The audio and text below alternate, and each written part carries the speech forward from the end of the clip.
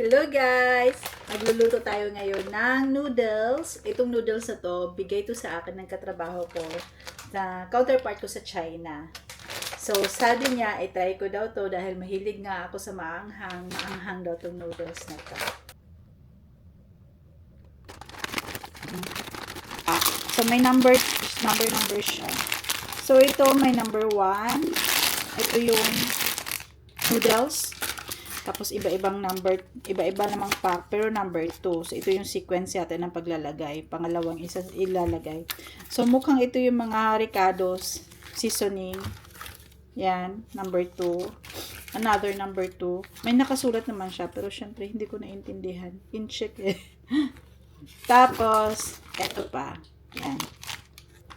Tapos ito yung pang number 3. Para ito yata yung peanuts, yung mani.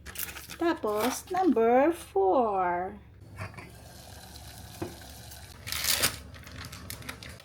Saan to number 2?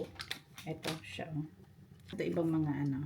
Yan. Nagpakulo pala ako ng separate din na tubig para dito sa mga ricados. Kasi yung isang pinakulo ko, noodles naman yun. Which is 9 to 12 minutes mo siyang papakuluan.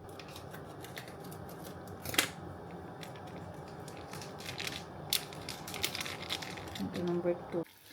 So, kumukulo na yung soup natin. Tapos, ito yung dinrain kong noodles na pinakuluan natin kanina. Ihalo na natin ulit siya.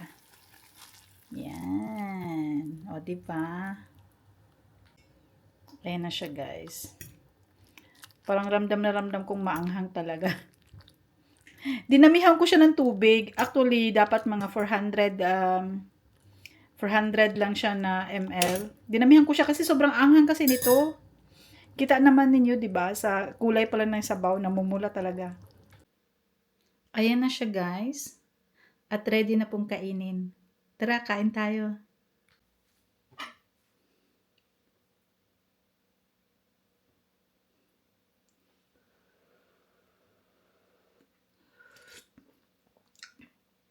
Sabi, ang talaga niya. Dinamihan ko na to ng tubig, ah. Pero masarap.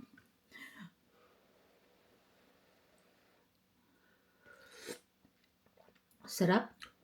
Pero maanghang. O, diba? O siya, kain mo na ako.